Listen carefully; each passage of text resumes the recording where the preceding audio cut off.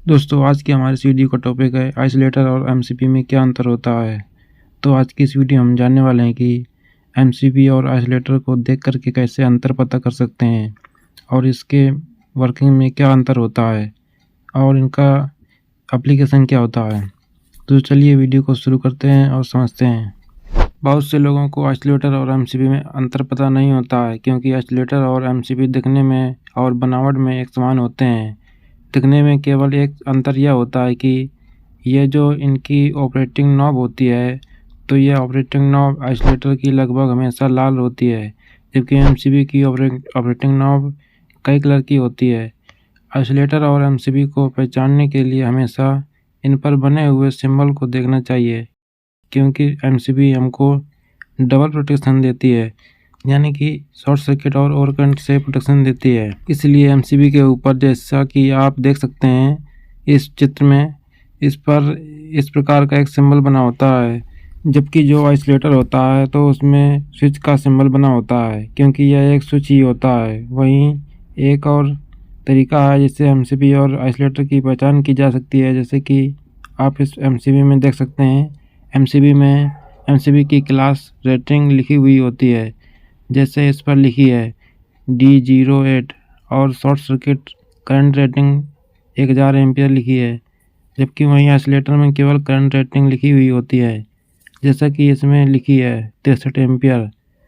कुछ आइसोलेटर में इसके ऊपर आइसोलेटर लिखा होता है, लेकिन ये ज़रूरी नहीं है कि हमेशा इस पर आइसोलेटर लिखा हो।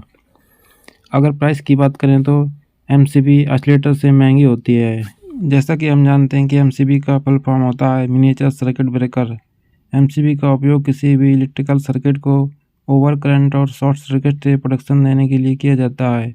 जबकि वीवी शॉर्ट सर्किट होता है तो ओवर करंट सर्किट में फ्लो होता है, तो यह एमसीबी इस ओवर करंट को सेंस करके तुरंत ही ट्रिप हो जाती है। लेकिन जब ओवरलोड की कंडीशन होती है तो यह एमसीबी का कुछ सेकेंड का समय लेती है, और फिर भी अगर करंट नॉर्मल नहीं होता है तो ये एमसीबी ट्रिप हो जाती है।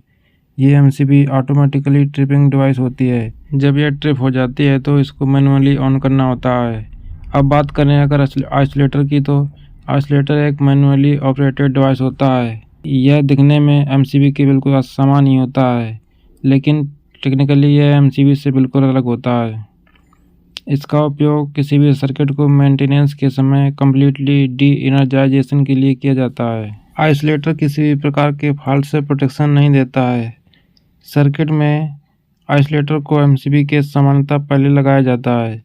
आइसोलेटर को हमेशा ऑफ लोड कंडीशन में ही ऑफ किया जाता है, यानी कि जब भी कभी हमें सर्किट में मेंटेनेंस करने की आवश्यकता होती है तो सबसे पहले एमसीबी को ऑफ करते हैं, उसके बाद आइसोलेटर को ऑफ करते हैं, जिसके बाद करंट आने की संभावना बिल्कुल ही समाप्त हो जाती है।